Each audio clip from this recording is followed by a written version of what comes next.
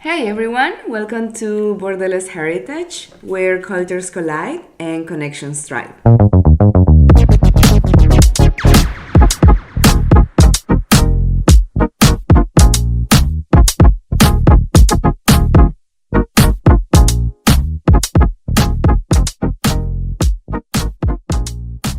I'm Valeria from Nicaragua, and I will be your host today. And joining me are my co-hosts to bring their perspectives into today's topic. So we have Maite from Mexico. Nidu from Iran. Che from Taiwan. And together we are going to explore some fascinating aspects about tattoos and how they reflect personal and cultural narratives. So let's dive right in. When we talk about tattoos, we think of them as part of our contemporary culture, where they have become widespread and accepted as forms of self-expression. They can be means for individuals to express their identities, beliefs, and experiences through designs that can hold personal significance, that can reflect their interests and even cultural affiliations and sense of self. And nowadays, tattoos are increasingly seen as a form of wearable art, where many seek out skilled artists that are able to create intricate and visually striking designs. So the body becomes a canvas for artistic expression, making the appreciation of tattoo to go beyond their symbolism by adding some aesthetic appeal. So the increasing recognition of tattoos as a legitimate form of art has shifted the focus in recent years from negative stereotypes to appreciation for the creativity and skills involved in the process. And now, with a wider acceptance of individuality and diversity in some societies, the overall trajectory of tattoos has been towards greater acceptance, and even where there are still some lingering stereotypes. So I was wondering, girls, do you believe that people are more likely to appreciate tattoos for their artistic values rather than judging others based on stereotypes? Have you observed any changes in how tattoos are viewed nowadays? Can I speak a little bit for Mexican culture because I remember when my brother started working, for example, in my village. It's very common, or most of the works that they are available, the position jobs that they are available are on factories, and on factories they are very strict on some policies. And actually, one of them before, like when my brother started working, 2010 maybe, he told me I came from my work interview and I have to take off my shirt. And I'm like, what? Why? And they want to check that I don't have any tattoos on me. Because at that time, I was still very linked into gangs, or if he has been in prison. But I was very shocked, like, do they have to get you naked? Well, at least just my shirt. And nowadays, I know that they are more accepted, that people is not getting into trouble of getting a job because of them, but it's still better if you're getting a tattoo in Mexico to be in a place that is not very visible. If you have tattoos in the face, either you are an artist or someone that doesn't give a much about getting a job. Nowadays they are more acceptable, and they are even accepted as a way of someone bringing their own story to the table. Because I remember I have a colleague, like years after my brother's story, that she has like a tattoo in the wrist. At least, I said again, in the wrist, because she can cover it with the watch. Mm-hmm. Like she knows the position has to be like strategic for her to cover it, to get a position, to get a job, to doesn't get in trouble. But still, like, I remember her tattoo because it was a phrase that her father used to say, and her father was already passed away. So there's still like a stigma about it, although it's more accepted. And how about you girls? Have you seen, like, in your countries, people who have tattoos are more common nowadays, or it hasn't changed that much? I think, yeah, the people who have tattoos is more common, but I don't think it's like a really easy thing to do, because it's not like you're going to judge them. It's more a cultural thing. Like before, first of all, I think in Chinese tradition, like if you have a tattoo, probably you're a slave. Like usually, if like the slave will get tattooed, probably on their face or somewhere on his body, that you can check that he's a slave or he have to do something like really bad. So you need to mark these people. And also we have this saying that your hair, your skin are from your parents, so you shouldn't break them. We have this saying, so that's I think another reason that we don't have tattoo that often. But nowadays, I think people do have, like, you can see more tattoos on the street. Like, people who have tattoo on the street more often. But comparison with the people here in Berlin, I don't think we have that much, covered your skin that much. The tattoo that cover your skin that much. Mostly probably it's going to be a small one that's much more easy to cover by clothes. I would say so. But I do feel people is more open to tattoos nowadays. Like an art. Like it's not only like a mark, but an art. In my case, I would say it wasn't really acceptable till maybe even, I don't know, 7-8 years ago. But I'm speaking from my personal view because, as I repeatedly mentioned, it really depends on the group of people that you live with, your family and friends. I think culturally speaking, people started to be more open towards tattoos in recent years. I think it's one of the influence of globalization, kind of. I see people more or less with tattoos on, girls and boys, which was not really acceptable before, especially for, I can't say especially for girls and boys, maybe more for girls, but even I remember that years ago, the men who had these tattoos on their bodies, they weren't really with a good history.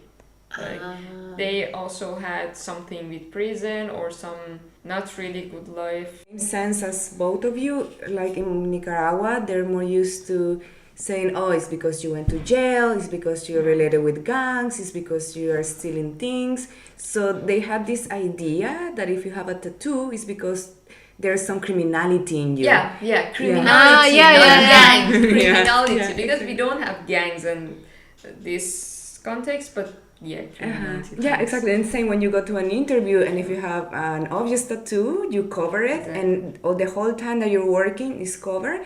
So typically your colleagues at work, they have no idea that you have tattoos until, I don't know, they see you in the street or like summer and you're wearing shorts or something like that.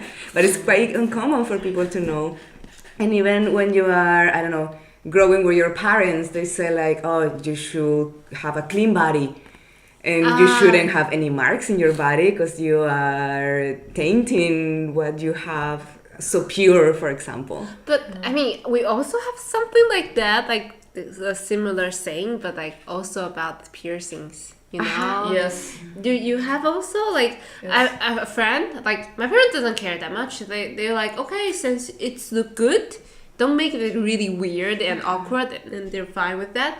But my friend, their parents like, my friend who have her piercing when she went to college actually, her dad is like, why you do it?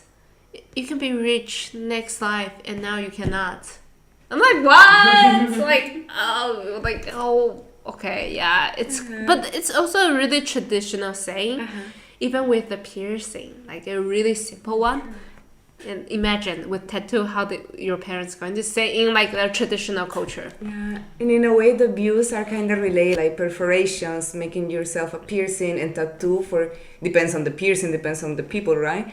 But they're always like this association of that's not how it should be. And it's like if you're a woman, you should only have two, the one in each ear. But more than that, that's too much. Like you shouldn't do that. And especially when they're really big or like these big expansions in the ears, and then that's a big no-no. And I think when work-wise, that's even harder to hide. I would say in case of Iran, that there is two different things: governmental approach and people's culture approach. If, as you all said, if you wanna have a like governmental job, no way. Piercing, tattoos, Not at all. Really? Not at all. It's cancelled. Or if you have it, no one should know it. No one, as far as I know. But if you're not in a government, and speaking from the people's side, I would say nowadays it's more open, but it's still not that much. I haven't been really into getting tattoos or piercing as well, but also as I see from the side of even the most open-minded parents of my friends, they're not really okay. Still, there are more and more people that getting tattoos, and they're more confident, because like before, even if you've gotten a tattoo, they would hide it. Just in a special occasion, like in holidays or in swimming pool, people would notice it. But these days, people are more comfortable with showing their tattoos or getting piercing, especially the new generation. They're not really give a Afraid of. they're not afraid of But judge of people. mentioning this, I'm just like, there's another topic. I'm not sure it's because, like, will it be a reason that as a Taiwanese, we don't make tattoo that much? It's because if you have a tattoo, you cannot go into the Japanese hot spring. Oh. Yeah, like it's not, I'm not sure now, but like it's really famous like a few years before. You cannot have tattoo if you want to go to the hot spring in Japan. I'm not sure if we have this kind of rule back home, like as a Taiwanese, because personally, I don't have tattoo and I don't go to hot spring that often. So I never like follow the rules that have, but it's so famous that if you have a tattoo, you cannot go into a hot spring in Japan. I didn't know, for example, that you had limitations to go to some places if you had tattoos. Like, I understand religious places, for example, but I will talk about hot springs like more like leisure, like tourism, stuff like that. And I think because we've been ruled by Japan for a little bit, it's become a little bit part of our culture. Yeah, now that you say that, and it's also known, for example, that there is some gang groups in Central America that when they go to prison or after they murder someone, they get a teardrop tattoo in their face. So you know that each person that they have murdered, it means like it's each teardrop that they have. So like I can see the point of some moms and dads and like other people considering that they are related with criminality, because in some cases they do have that meaning. But I think nowadays, like what we were talking about with globalization, with the influence of things, I mean, tattoos that some people make are like flowers, animals, or things that they have like a special meaning, like the phrase of Some the quotes dad. from other languages. That too? And sometimes silly things. Like they don't know even the meaning of the sentence. That's the worst that's case the worst scenario. one. I cannot sing those Chinese tattoo. I'm sorry, but like it's sometimes so weird for me. Like why you put this word? Why you choose this style? You can choose a better style actually. Like if you want a Chinese tattoo, study the writing of Chinese, please. Please, they have much more beautiful, interesting style of writing. Don't choose the normal ones, please. Yeah. Yeah, and also like you can open the debate of until that point is appreciation, until which point is appropriation, because how much do you care about that culture, how much research you made into it if you want to choose this kind of writing, this kind of different languages in your skin. Actually, I don't care about culture. I just care about the beauties, because actually there's more beauty writing, like ways of writing you can choose. So if you really want to choose some like Chinese tattoo, please. There's much more beauty writings there. Maybe because just they don't know there is another. Yeah, so you need to study about it. I mean, personally, I think if you use tattoo as an art on your body, you should choose the most beautiful one. And they have other kind of writings, not only this kind too, but they have another kind. Like I really love it. Yeah. Sometimes people just get addicted to getting tattoos. They don't really care from some point that what it is from the artistic view. They just used to getting tattoos. So they don't put maybe that much effort to find the most artistic pattern or setting. Because yeah, they can be like the two sides, right? The people who take the perspective of the art itself, or like getting something in your skin as an artistic expression, and other people who just like they see a blank canvas and they're like, I like potatoes, so I'm gonna get a potato tattoo, which is valid. Yeah, it's fine. But That's yeah, fine. But even if you are choosing English writing or like a Latin writing, you're going to not choose the like most simple one, right? You're going to choose the one that have the like a font the that font, goes right? with what you like. Actually, it's the same idea Yeah. for me as Chinese writing. Exactly, exactly. Yeah, exactly. Like you're saying, like it can be a Latin word, but you're doing with the font that you feel it has more character to it. And something to keep in mind is that humans have been marking their skins for thousands of years and across various civilizations, each with a unique meaning, symbolism, and techniques. So we wanted to show you 3 examples of this. From one of these is Otzi, the Iceman, which is a 5,300-year-old frozen mummy that was found near the Italian-Austrian border in 1991. And the anthropologists mapped 61 tattoos organized into 19 different groups. Each group is a set of horizontal and vertical lines, and it's theorized that some of these groups might have served as therapeutic purpose because they tend to cluster around the lower back and joints. Another example is the Lady of Cao, which is a female Moche mummy discovered in 2006 in Peru.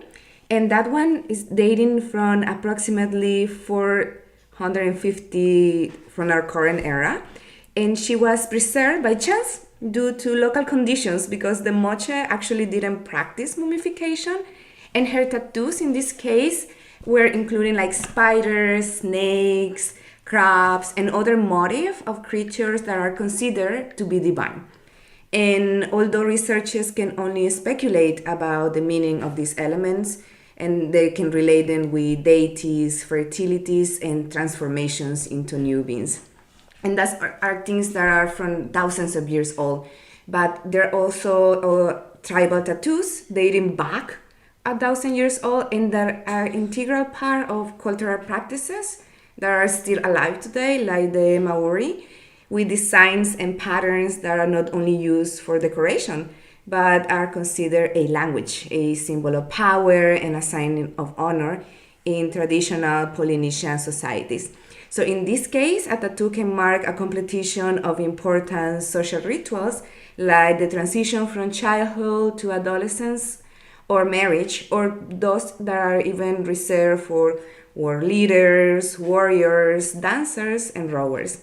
So there are many symbols with different meanings, but the popular patterns on arms, legs, and shoulder can include abstracts and geometric motifs like circles, crosses, rectangles, and even animals and plants. So like what we were saying before, like some people get animals, some people get flowers and other motifs in their skins, and it's something that is not new. It's something that maybe, yeah, in some cases tattoos have been associated with criminals, but also the fact of like relating with animals, having these meanings, is also how tattoos have been used in different cultures to mark life events and express personal identities. So do you think that tattoos can serve as a form of storytelling for someone? Like whether it's because of their entire culture is used to that, or like nowadays as an individual? I have more Chinese root, I think. Like our ancestors from China, but there's also indigenous people in our island, like Taiwan. They have a lot of indigenous people. They also have like really special tattoos.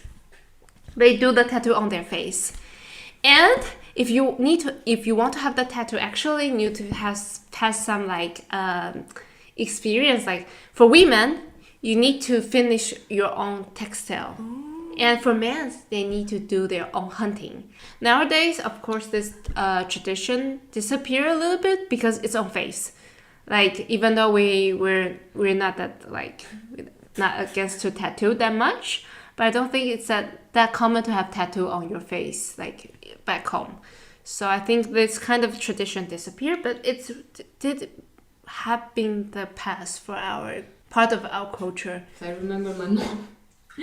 My mom is not a very discreet person, no. Once that she's curious, she wants to know and she will ask. And I remember being queuing in a Walmart, like in a shop in Texas, and there was a guy who was with a short sleeve, and he has tattoo of a woman. She has 3 women, so they look very beautiful, and my mom was like staring at him intensively.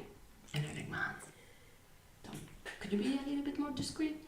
And she's like, no, because she has like 3 beautiful women. Not 1, 3. I want to know the story. And I'm like, Mom, you don't need to.